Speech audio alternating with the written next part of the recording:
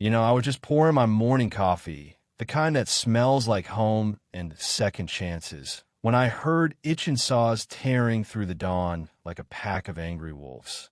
Out my kitchen window, there's Karen Whitaker, our HOA's self-crowned dictator, decked out in a white blazer that probably cost more than my truck, swinging a neon green chainsaw through my soybean field like she's auditioning for a horror flick.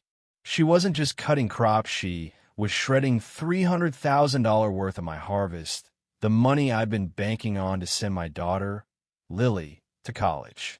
I'm Tom Carver, third-generation farmer on 1,500 acres in rural Kansas, where the air smells like fresh dirt and hard work.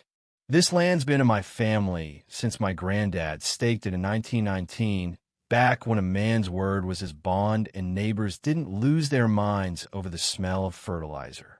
My wife, Ellen, passed 3 years ago. Cancer took her fast stand since then. It's just me, Lily, who's studying AG science at K-State, and my boy, Nate, who's 17 and could drive a combine better than I can. This farm isn't just our paycheck.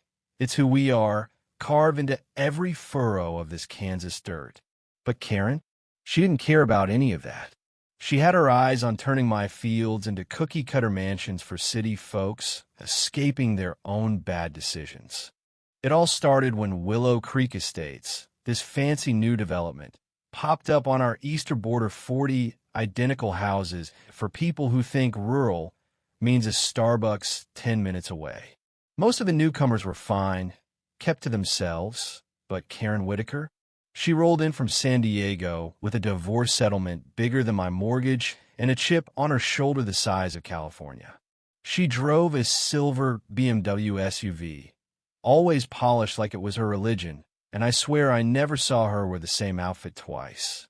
6 months in, she'd strong-armed her way into the HOA presidency, preaching about elevating property values by getting rid of unsightly farming. Unsightly. Like my soybeans were some kind of public nuisance. The first shot came in a Milas-certified letter claiming my fertilizer was an olfactory assault on her neighbor's right to breathe. Olfactory assault. I laughed so hard I spilled my coffee. She wanted me to stop using manure within 30 days or face $600 daily fines. I called her up, still chuckling. Karen, this was farmland long before your cul-de-sac existed. You gonna find the wind next?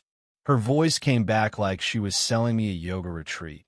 Mr. Carver, we're curating a refined community here. Your rustic practices don't align with our vision. Rustic? Like I was running a pigsty instead of feeding half the county.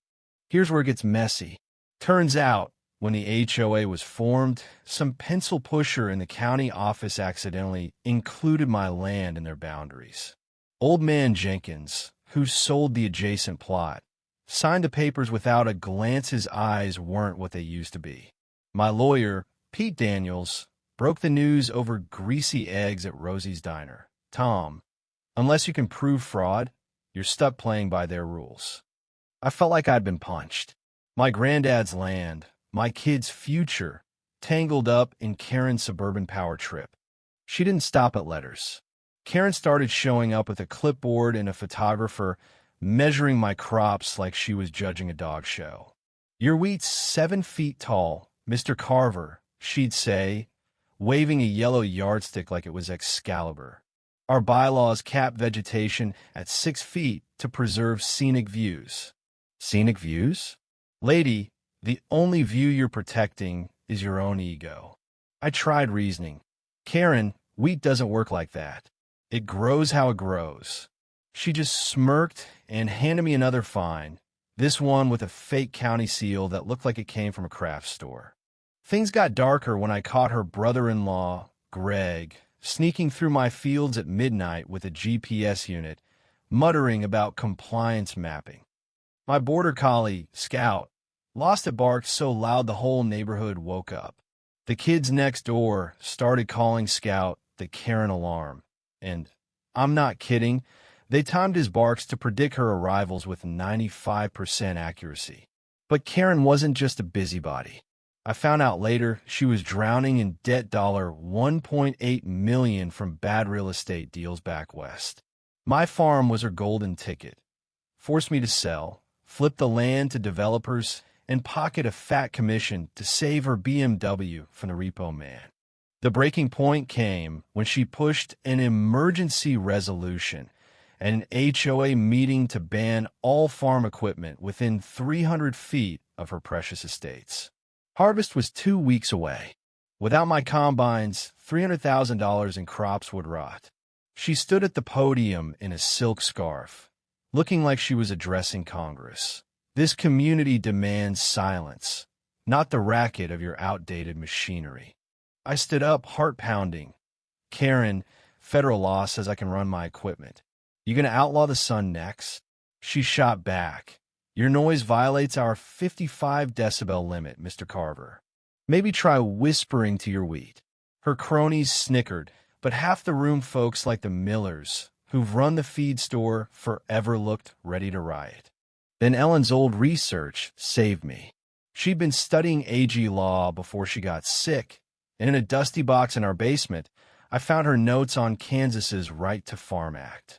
It was like she was still fighting for us. The law said established farms like mine had ironclad protection from this exact kind of nonsense. I filed a complaint with the county, set up security cameras, and caught Karen's BMW flattening $2,000 worth of wheat one night. When I confronted her, she was hosing down her car in $200 jeans.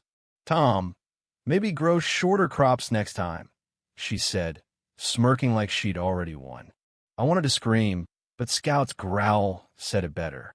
The community started rallying. The Millers launched a Save Carver Farm Facebook group that hit 500 members in days. People shared their own HOA horror stories, posted pics of my ruined wheat, and turned Scout into an internet star.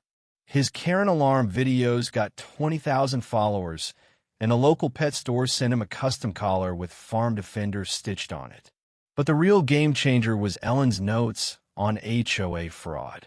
She flagged cases where developers illegally absorbed farmland into HOA boundaries. I dug deeper and found original county records from 2017 showing my land was excluded, but Karen's version, filed later, had my 1,500 acres magically included. The alterations were sloppy different ink, shaky signatures, her name all over the fakes. This wasn't just harassment. This was federal mail fraud. I called Pete at dawn, my hands shaking. "Tom, this is felony-level stuff," he said. She mailed those fakes to the county. That's 20 years in prison. Then I got a call from a guy named Detective Alvarez, working fraud cases out of California. He sent me bank records showing Karen had borrowed $500,000 from shady investors, promising to flip my land for triple the profit. My farm wasn't just in her way, it was her whole plan to dodge bankruptcy. Monday's town council meeting was my shot. I turned my kitchen into a war room coffee brewing, papers everywhere, tamales from my new lawyer, Rachel Ortiz, who was a bulldog for farmers' rights. She laid out the evidence like a poker champ.